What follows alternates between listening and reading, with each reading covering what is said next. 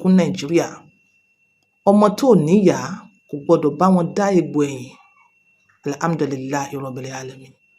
Ọmọ tó níyà kò gbọdọ̀ bá wọn ní egbò ẹ̀yìn. Mashallah. Ọmọ tó níyà kò gbọdọ̀ bá wọn ní egbò ẹ̀yìn. Lọ́wọ́lọ́wọ́ báyìí òwe yìí bí òwe ìgbóná gbogbo Yorùbá lápapọ̀ ni. Òwe yìí òun ló dífá fún bàbá wa Tinubu lọ́wọ́lọ́wọ́ báyìí. Òwe yìí ló dífá fún gbogbo ọmọ Nàìjíríà lápapọ̀, especially youth.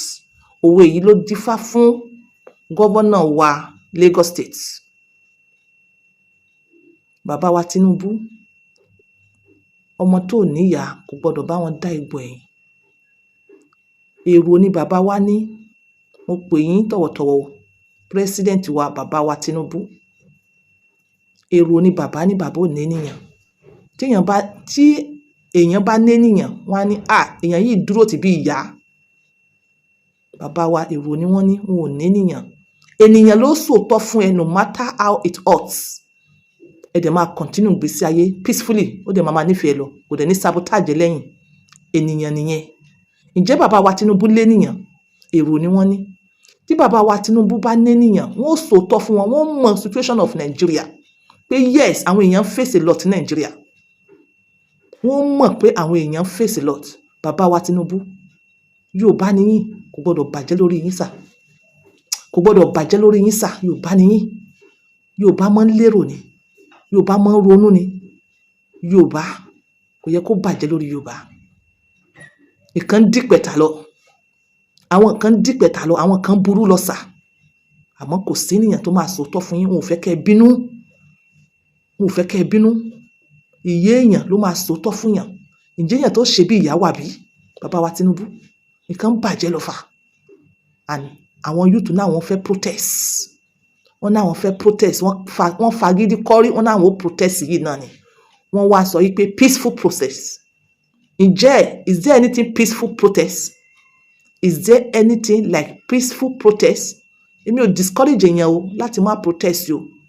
Ẹ̀yin youth, òwe yìí tó wá bá yín wíwú dáadáa àti gbogbo Nàìjíríà lápapọ̀. Youth, ìjọ lénìyàn.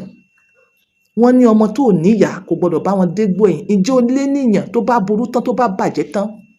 Ta ló fẹ́ gbé ẹ̀yìn? Ta ló fẹ́ lọ gbé bá? Tó bá já síkú, ó sì bẹ́tà. Ṣé bó ti lọ́ntì ẹ̀? Tó bá já sí pé half body, ojú fọ́, ẹsẹ̀ yọ, apá rọ, ta ló fẹ́ lọ gbé bá lé? Ìjọ lénìyàn. Ǹjẹ́ ìyá rẹ̀ sì wà láyé? Ìjọ lénìyàn. Àwọn ìyá mi wà alive. Bẹ̀t sí àwọn ìyá yẹn ṣé nìyàn ni wọ́n fún ẹ? Kó tó lọ fojú da oró. Kó tó lọ fojú koró. Kó tó lọ bọ́ sí wàhálà. Tó jẹ́ pé you don't even know how it's going to end.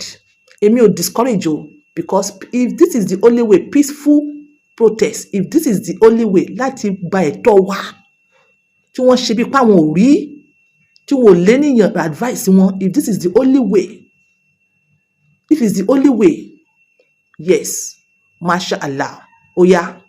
Ṣùgbọ́n in the process of the protesting, make sure kó wà nínú ọpọlọ rẹ, kí òwe yìí mọ sound nínú ọpọlọ rẹ. Ọmọ tó ní yóò gbọdọ̀ dégbò ẹ̀yìn. Make sure you come back complete. Ìkan kò gbọdọ̀ ṣe. Make sure you come back complete. Òun ló wá dífá fún yín pé peaceful protest ló gbọdọ̀ jẹ́ 100%. Peaceful protest ló gbọdọ̀ jẹ́ 100%. 100%. Ẹ̀yin tèmi, ẹ mọ̀ wo dáàrin yìí kẹpa. Ó níbi tí mò ń lọ at the end of this video. Ọmọ tó ní yóò gbọdọ̀ dégbò ẹ̀yìn, kò gbọdọ̀ ní egbò ẹ̀yìn. Youth tó fẹ́ jáde fún protest. Mo fẹ́ kẹ́ ẹ jókòó kẹ́ ẹ ronú òwe yìí dáadáa. Kẹ́ ẹ ronú òwe yìí dáadáa. Mo dẹ̀ ní single advice at the end of the video fún youths. Mi ò fẹ́ sọ́nsìn. Màá sọ at the end. Mi fẹ́ kí fídíò yìí pẹ́. Ọmọ tó níyà kò gbọdọ̀ bá wọn dégbò ẹ̀yìn. Gọ́vọ́nà Lagos State. Mo gbọ́ rúmọ̀. Wọ́n ní àwọn òrò fẹ́ jáde. Àwọn òrò jáde. Àwọn youth wá ń bá yín sọ wípé ọ̀rọ̀ protest, peaceful protest sì ti wà nílẹ̀ tipẹ́. Táwọn tí ń sọ tí wọ́n ní number 1, kí ló dé tẹ́ fẹ́ gbòòrò jáde lọ́sàn gangan? Ẹni òrò máa jáde fún the same particular time tí youth sọ pé àwọn fẹ́ fi ṣe protest. Kí ló dé tó fi rí bẹ́ẹ̀? ọmọ tó níyà yín ò gbọdọ̀ dégbò ẹ̀yìn nítorí pé tó bá délẹ̀ tán ta ló fẹ́ bọ́ mo ní these youths are hungry jáde síta because lénìyàn ènìyàn sọ fún yín pé àwọn èèyàn ojú wọn sìn jẹ ojú ènìyàn sìn jẹ kò síṣẹ́ kò sómi kò sóúnjẹ kò sómi àdúgbò mélòó ni good water wà mo lójú àwọn èèyàn sìn jẹ mo lójú àwọn èèyàn sìn jẹ ojú tó ń sìn jẹ yìí ẹ̀yin ẹ wá ní orò máa jáde ǹjẹ́ ẹ̀yin ò rò pé protest yìí tó bá jáde sorry tí protest yìí bá happen tí àwọn protest jáde báyìí tí orò jáde báyìí ẹ dákun àwọn wo ló máa gbéra wọn mìíràn wọ́n ní inú tẹ́bi ń pa ó lè do and undo inú tẹ́bi ń pa ó lè do and undo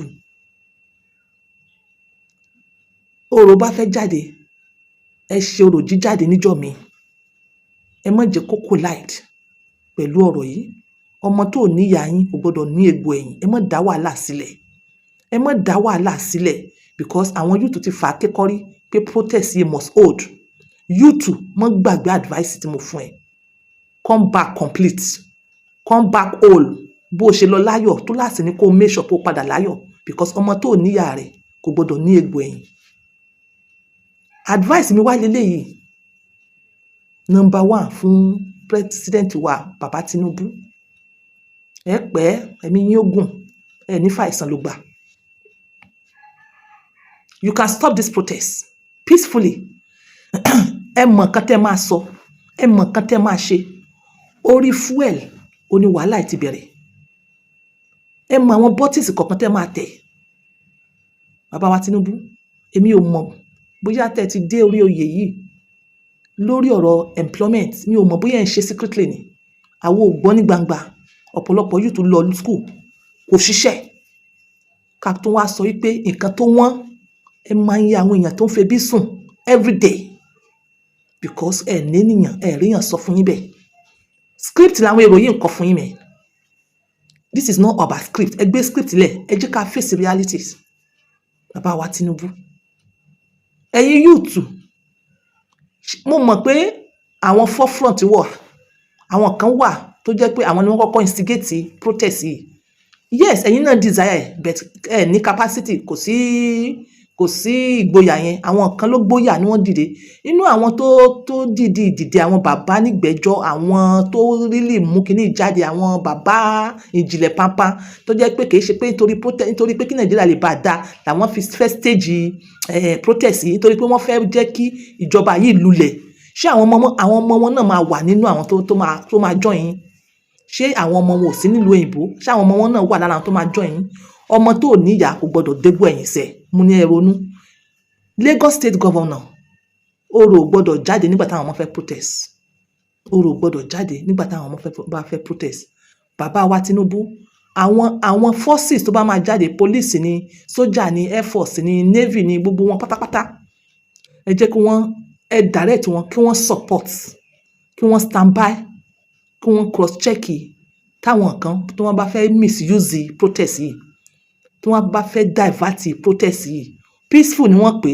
kò gbọdọ̀ di wàhálà mọ́ wọn lọ́wọ́ ẹ jẹ́ kí àwọn forces yìí kí wọ́n stand by kí wọ́n rí i pé kíní yìí kò lead sí wàhálà because wọ́n ti ready láti jáde o àwọn youth àti sọ fún wọn a discourage wọn ò gbọ́ but ọ̀rọ̀ yẹn tó ń fi discourage protest yìí tí wàhálà òfin ní ṣẹlẹ̀ tá a fi wà láyà tàlàáfíà ọwọ́ yín ló wà bàbá Tinubu you know what to do from now on you know what to say from this moment ẹ jáde wá ẹ wá bá wa sọ̀rọ̀ ẹ̀yin èèyàn bàbá Tinubu sì yẹ kó náwọn èèyàn ẹ jáde ẹ bá wọn sọ̀rọ̀ gidi so that kí Nàìjíríà lè ní tẹ̀síwájú in all tẹ bá jáde I don't think we need this protest ẹ̀yin tèmi ọ̀rọ̀ ni mo gbé wá yìí ẹ nígbàgbọ́ pé ọgbọ́n sì wà ń bẹ̀ a lè mọ́ put it together well bẹ́ẹ̀ ọgbọ́n wà ń bẹ̀ ẹ jọ̀ọ́ ọmọ tó níyà kò gbọdọ̀ gbá wọn dégbò ẹ̀yìn bàbá Tinubu Nigerians needs help ẹ má treat Nigeria bí Europe owó tó ń wọlé fún àwọn normal people tó ń ṣiṣẹ́ ní Europe kò ṣe ló ń wọlé fún Nigerians ẹ má fi iye tí wọ́n ra fún ẹ nílùú òyìnbó ẹ wá fi compare tiwa. Ṣé iye tí wọ́n gbà nílùú òyìnbó ni wọ́n gbà níbí? Ṣé level exchange wọn is it the same thing with ours? Gbogbo nǹkan tẹ́ máa fi sí consideration nìyẹn. Ṣé ó yé yín? As a layman, nǹkan tí mo ní as a yes layman, but I'm a female, nǹkan tí mo ní láti wá bá yín sọ lénìí nìyẹn. Ẹ̀yin tèmi program mi lórí lọ́kọláya ni, bẹ̀ ọ̀rọ̀ yìí ṣàpè gbogbo wa túláàsì ó ṣàpè gbogbo wa nítorí ẹ̀ òun ni mo fi jáde wá. This is on point by 2, using my words to help others. Bye for now.